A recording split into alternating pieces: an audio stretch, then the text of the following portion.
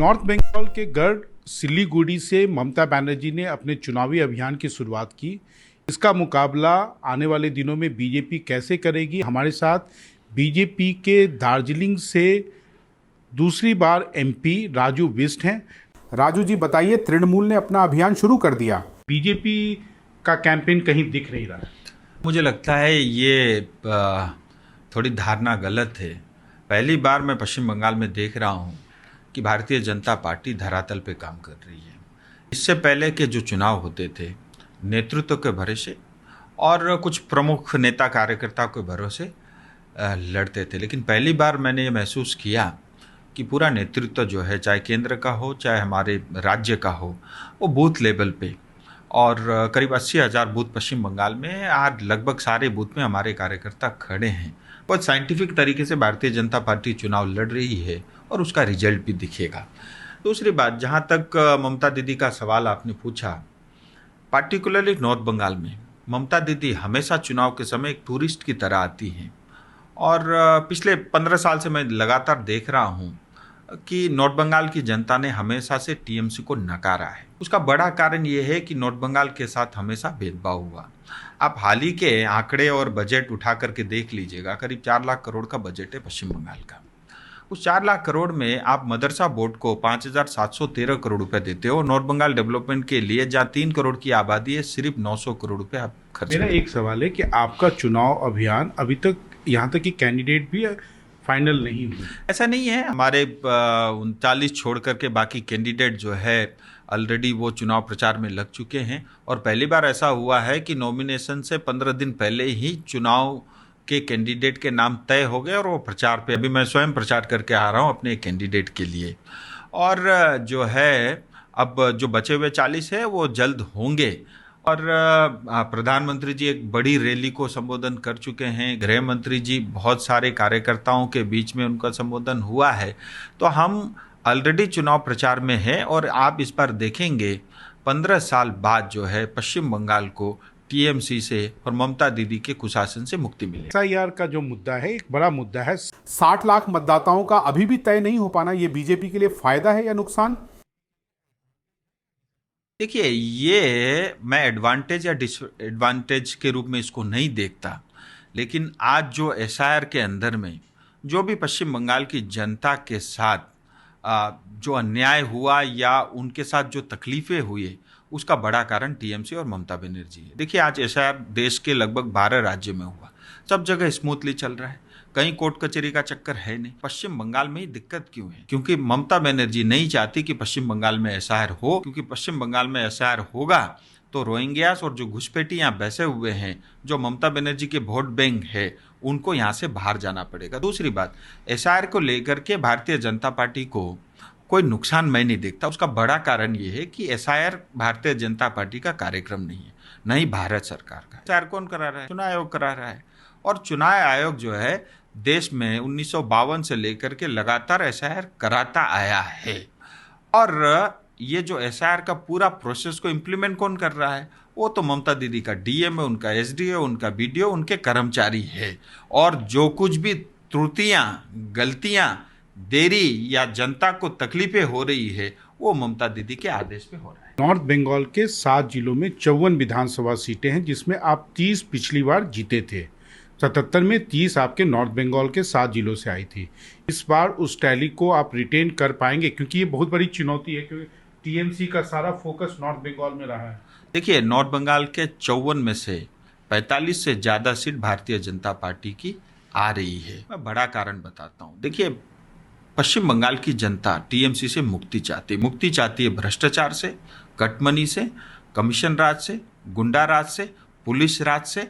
और जिस तरह का लॉ एंड ऑर्डर सिचुएशन आज पश्चिम बंगाल में बना हुआ है, पश्चिम बंगाल की जनता जाग गई है। आज हमारी बहन बेटियां, माताएं सुरक्षित नहीं है, युवा पलायन करने को मजबूर है।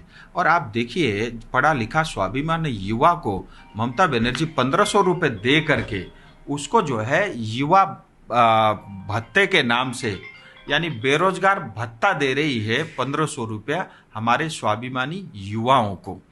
और आप दूसरी तरफ देखिए, आज पश्चिम बंगाल में 10 लाख युवाओं के लिए सरकारी पद रिक्त पड़े, खाली पड़े हुए हैं। उनकी नहीं भर्ती करा रही है।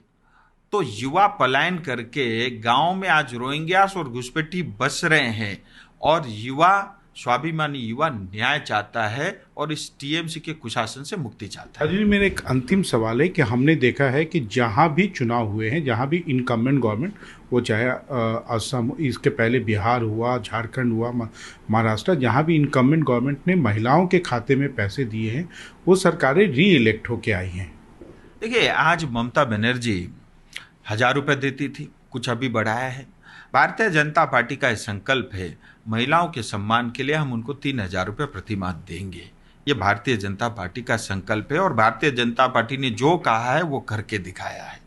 और आज ममता दीदी बहुत चालाकी से बहुत चुने हुए कुछ महिलाओं को, अब जैसे युवा बेरोजगार भत्ता दे रही थी, 85 लाख युवाओं ने फॉर्म भरे, 20 लाख युवाओं को भी आज पैसा नहीं मिला। और 85 लाख युवा, मतलब इसका मतलब है कि बेरोजगारी दर जो है, जो ममता दीदी कहती थी 4%, वो तो 14% निकला। तो बहुत चालाकी से ये कर रही है। लेकिन पिछले 15 साल में जो ममता दीदी के शासन में जो कुशासन आज पश्चिम बंगाल की स्थिति है, अब देखिए पश्चिम बंगाल की जनता क्या चाहती है। पश्चिम बंगाल की जनता चाहती है मेरे स्टेट के अंदर में लॉ एंड ऑर्डर ठीक हो, क्योंकि ये इंटरनेशनल बॉर्डर से लगा हुआ स्टेट है, मेरी सीमाएं सुरक्षित हो, और पश्चिम बंगाल का युवा मजबूर नहीं मजबूत बने, महिला सुरक्षित हो, और हमें अच्छे अस्पताल मिले, और अच्छे डॉक्टर की फैसिलिटी मिले, अच्छे पढ़ने के लिए स्कूल मिले, और पश्चिम बंगाल का स्वाभिमानी जनता ये जानता है पश्चिम बंगाल सुरक्षित होगा तभी जो है देश बचेगा। और आज ममता दीदी के नेतृत्व में पश्चिम बंगाल में जो घटनाएं घट रही है, वही घटना है जो बांग्लादेश में घट रही है। कल सिलीगुड़ी में एक 16 साल की नाबालिग बेटी के साथ दुष्कर्म हुआ और उसमें आत्महत्या की, और उसके पीछे ये ऐसे ही जो है अपराधी लोग हैं जो पश्चिम बंगाल में आकर के अपराध करते हैं। लॉ एंड ऑर्डर तो अभी आपके हाथों में है, यानी कि डीएम एसपी तो है, चुनाव आयोग के द्वारा अपॉइंट किए जा रहे हैं। आपने कहा घुसपैठ का मामला, तो घुसपैठ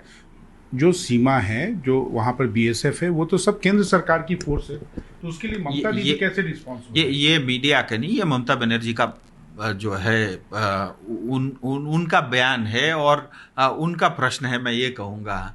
और आप देखिए एक बात, ये मतलब इतने लंबी सीमाएं बांग्लादेश के साथ पश्चिम बंगाल शेयर करता है, और लगभग सारी जो है जगह पे बॉर्डर फेंसिंग का काम हो चुका है।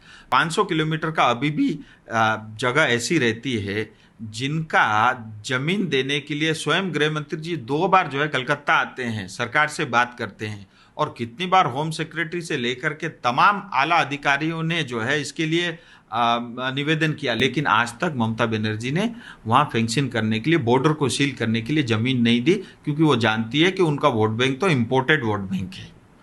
इसीलिए इम्पोर्टेड वोट बैंक आता रहे, इसलिए वो सीमाएं खुली हुई है। और दूसरी बात, मान लीजिए मैं एक बार को ये मान लूँ कि बीएसएफ से चूक हो गई, आर्मी से चूक हो गई, जो अल्टीमेटली घुसपैठ करके वो गाँव में तो आता है, शहर में आता है, कहीं तो पश्चिम बंगाल में आता है, जो जगह जगह जो थाने बने, पुलिस वाले, प्रशासन है, फिर इनका काम क्या है? और तीसरी बात, उनका आधार कार्ड कौन बनाता है, उनका वोटर कार्ड कौन बनाता है?